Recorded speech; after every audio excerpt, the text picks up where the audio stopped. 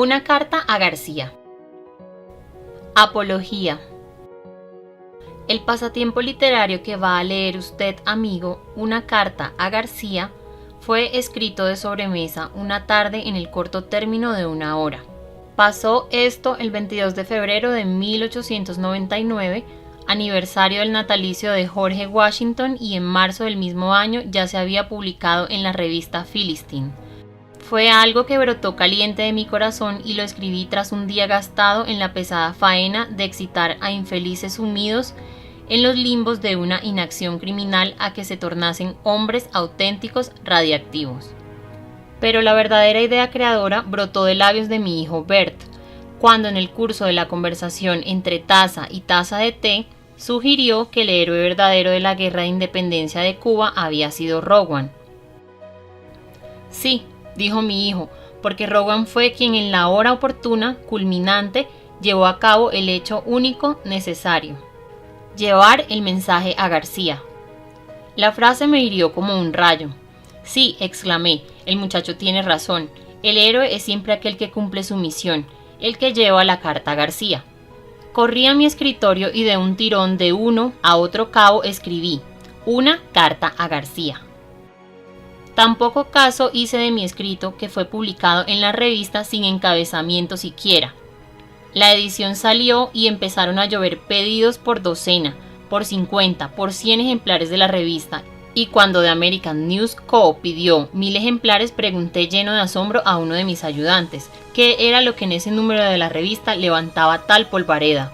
Con asombro oí la respuesta: esa historia suya acerca de García.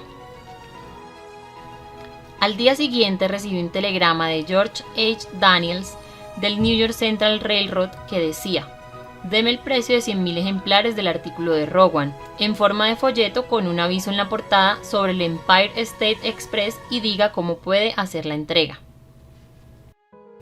Contesté dando el precio y avisando que la entrega se le podía hacer en 2 años. Disponíamos de tan pocos elementos que eso de imprimir 100,000 ejemplares nos parecía una empresa temeraria. El resultado fue que di permiso a Mr. Daniels para reimprimir el artículo por su cuenta. Hízolo en ediciones de a medio millón de folletos. 2 o 3 lotes de a 500,000 fueron puestos en circulación y además fue reproducido por cerca de 200 revistas y periódicos y traducidos a todas las lenguas vivas. En los tiempos en que Mr. Daniels distribuía la carta a García, vino a los Estados Unidos el príncipe Khilakov, director de los ferrocarriles rusos, y como dicho príncipe fuese huésped del New York Central y saliera a una gira por todo el país bajo la dirección personal de Mr. Daniels, conoció el folleto y se interesó por él más. Quizá por ser Mr. Daniels quien lo repartía y por la gran cantidad que vio circular de mano en mano que por cualquier otra causa.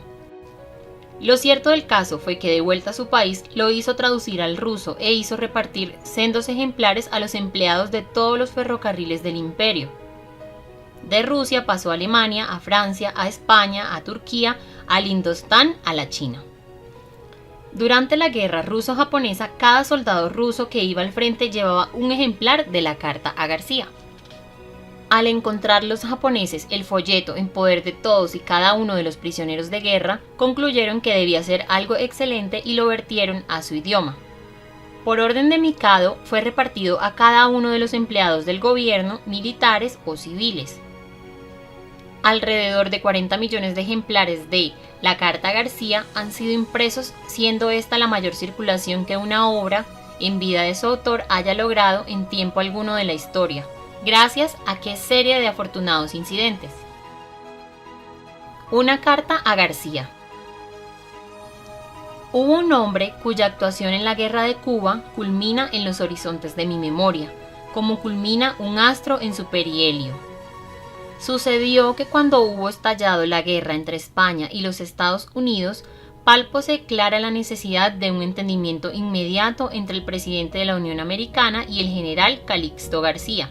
Pero, ¿cómo hacerlo? Hallábase García en esos momentos Dios sabe dónde, en alguna serranía perdida en el interior de la isla. Y era precisa su colaboración, pero ¿cómo hacer llegar a sus manos un despacho? ¿Qué hacer?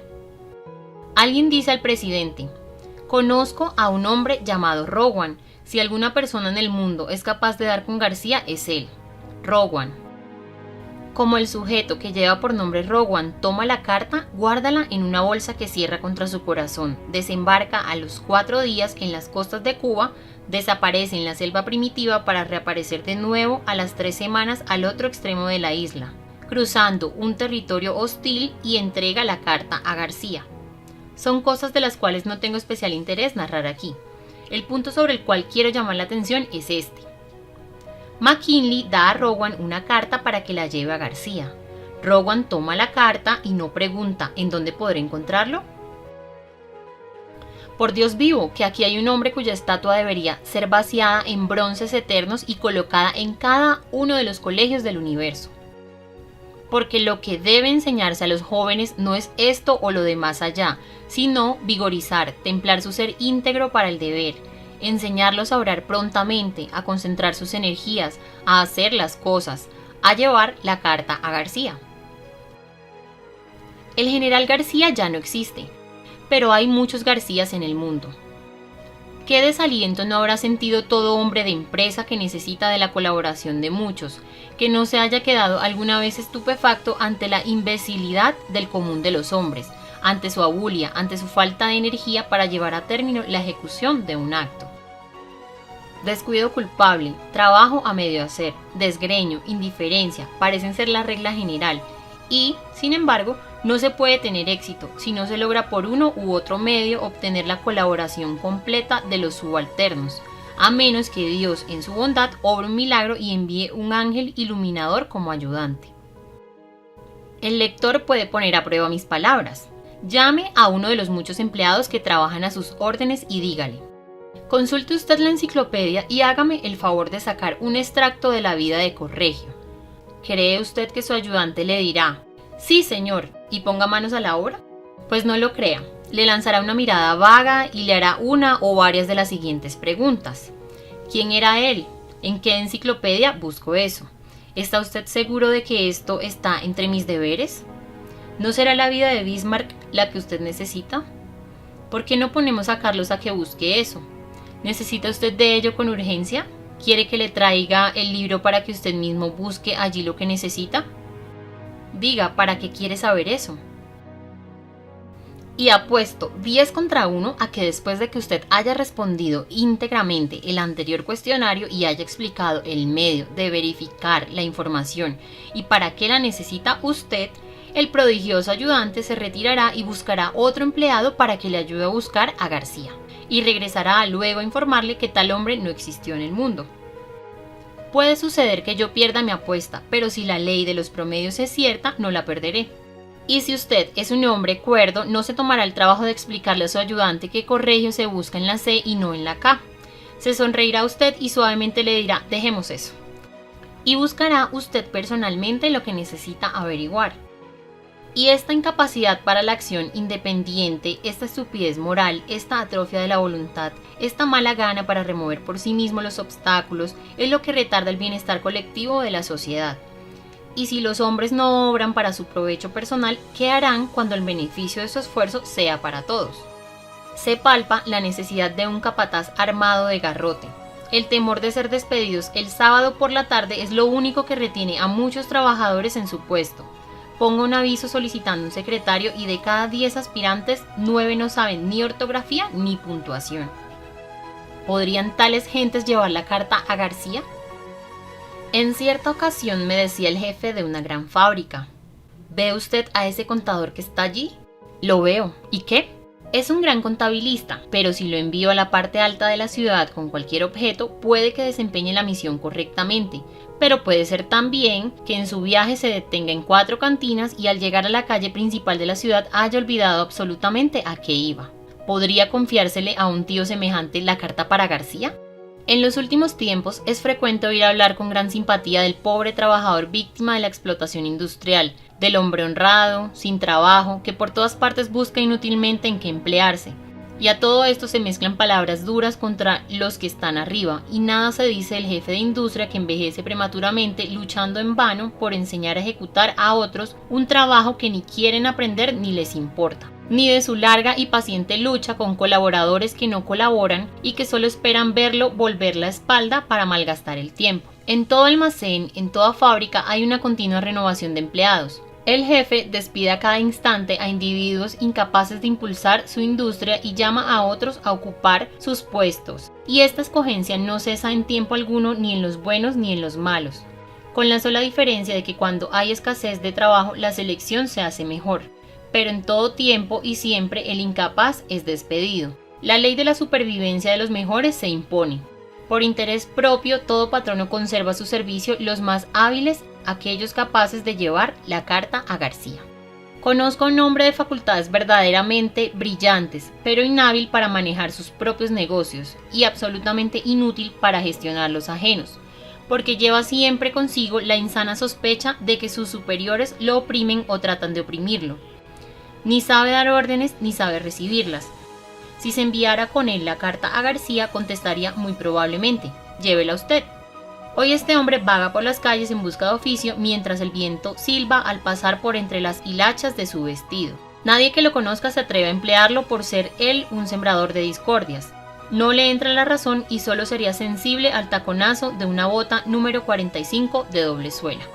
Comprendo que un hombre tan deformado moralmente merece tanta compasión como si lo fuera físicamente, pero al compadecerlo recordemos también a aquellos hombres que luchan por sacar triunfante una empresa, sin que sus horas de trabajo estén limitadas por el pito de la fábrica y cuyo cabello se torna prematuramente blanco en la lucha tenaz por conservar sus puestos a individuos de indiferencia glacial, imbéciles e ingratos que le deben a él el pan que se comen y el hogar que los abriga.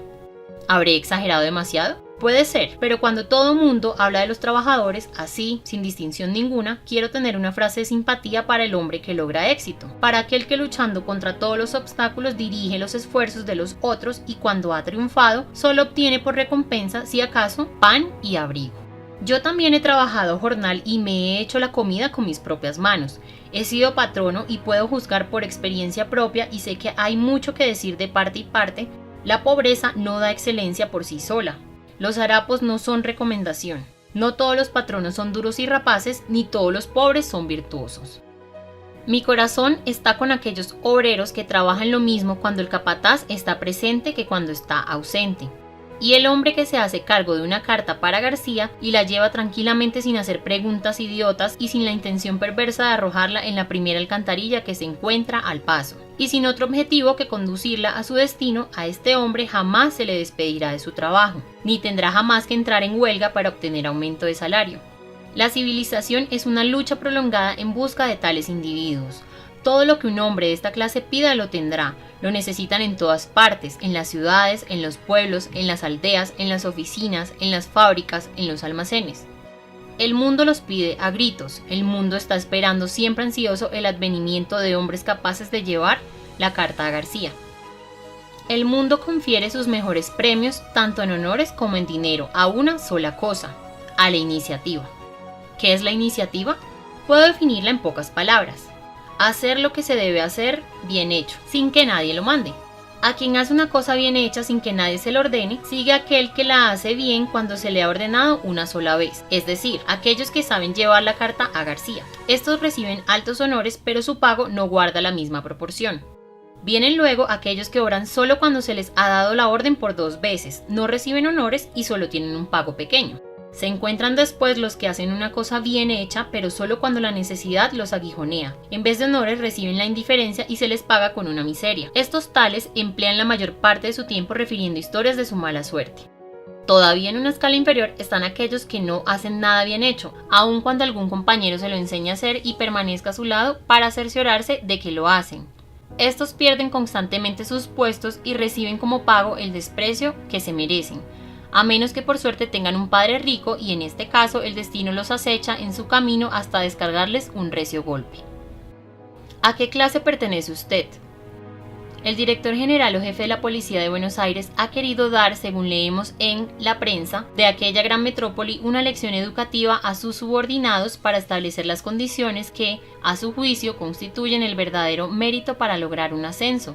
Sobre los años de servicio pone las aptitudes, doctrina esta que se ha popularizado por medio del siguiente apotegma: aptitud suple antigüedad. A fin de establecer lo que entiende por aptitudes superiores, el jefe de la policía bonaerense ha escrito un diálogo a la manera platónica. Lo ha hecho escribir en grandes carteles murales y lo ha mandado fijar en todos los cuarteles de su mando. He aquí el diálogo. La escena ocurre en una de nuestras grandes casas comerciales. Un empleado pide autorización para presentar una queja al director general. ¿Qué hay? Señor director, ayer fue nombrado X para ocupar la vacante de Z y X es 16 años más joven que yo. El director le interrumpe. ¿Quiere usted averiguar la causa de ese ruido? El empleado sale a la calle y regresa diciendo, son unos carros. ¿Qué llevan? Después de una nueva salida, el empleado vuelve diciendo, unas bolsas. ¿Qué contienen las bolsas? El empleado hace otro viaje a la calle y vuelve diciendo, no sé lo que tienen. ¿A dónde van? Cuarta salida y responde, van hacia el este. El director llama al joven X y le dice, ¿quiere averiguar la causa de ese ruido? El empleado X sale y regresa 5 minutos después manifestando. Son 4 carros cargados con bolsas de azúcar, forman parte de las 15 toneladas que la casa A remite a Mendoza. Esta mañana pasaron los mismos carros con igual carga. Se dirigen a la estación Catalinas, van consignados a, el director dirigiéndose al empleado antiguo, ¿ha comprendido usted?